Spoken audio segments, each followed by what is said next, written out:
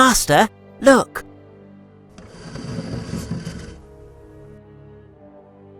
Excellent. Let's get going.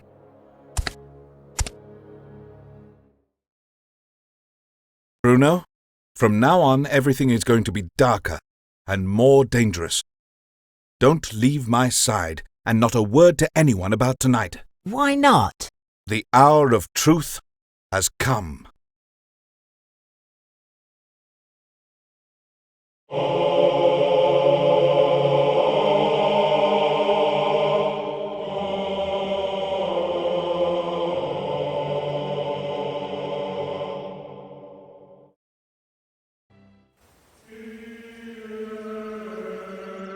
Requiem aeternum dona eis Domine, et lux perpetua lucet eis. Te decet hymnus Deus in Sion, et tibi redetur votum in Jerusalem. Exaudi orationem meam, ad te omni caro veniet. Per eundem Christum Dominum nostrum. Amen.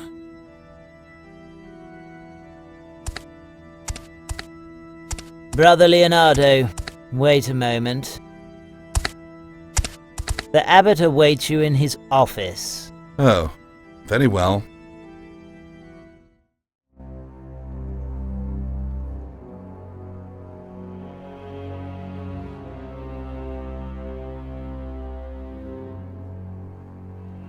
Is that your way of solving a murder? By eliminating the possibilities, one after the other? Tell me, Leonardo, how many more monks will have to die at my abbey before you find the one who is responsible? Umberto died because he knew something. Something he didn't want to tell me. And what could a simple translator like him be hiding? A simple translator, you say? A simple monk has already killed two simple brothers whose only thing in common is, strangely enough, the library. Since Anselmo was killed. Perhaps Anselmo wasn't murdered. And what about Godfrey? Well, naturally, the possibilities always exist that he fell victim to a rare disease that split his skull in the dead of night in a house that is part of the cemetery. And it could have been a coincidence that Umberto got caught up in his own belt sash. But could it also be that there was a demon in the library, couldn't it? What kind of abbey is this, in which the Holy Inquisition is received by a servant? Nazario of Milan!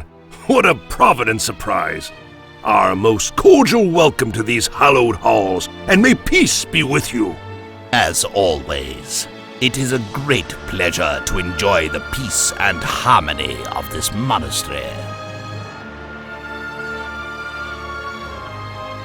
My dear Segundo, how time flies. Master, it is a great pleasure for me to see you again. I see that you have prospered since our paths parted ways. How true, Master. I am now prior of this abbey. Oh, now that is truly a surprise. My good friend Leonardo de Toledo. I haven't seen you since... when? It could be since they banished you from the court of... As usual, you're horribly mistaken. I was the one who decided to leave. That's not the story being told in the palace. Vindictive souls have always spread rumors in the palace. Is that so? Oh, I see the two brothers have left our midst. I deeply regret your loss. That is precisely what I wish to talk to you about in private. It's a lucky thing you're here. If you'll join me.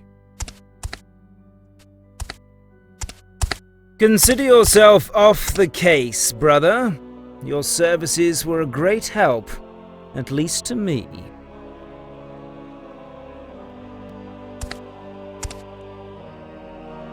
What are you trying to say? Are you deaf? Didn't you hear what I just finished saying?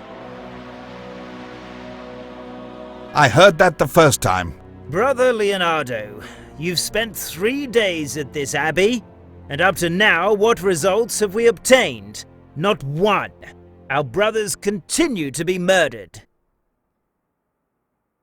The killer is a brother of this order, and I'm on the verge of uncovering his identity. Forget it. What you believe or not is not important. Absolutely nothing is important anymore. But I'll tell you once again that it's no longer important. The Holy Inquisition has arrived, and as you know, no one has more authority to solve this mystery than they do. as a result of the methods used by the Holy Inquisition? Are you sure of that? What? Are you questioning the legitimacy of the Inquisition?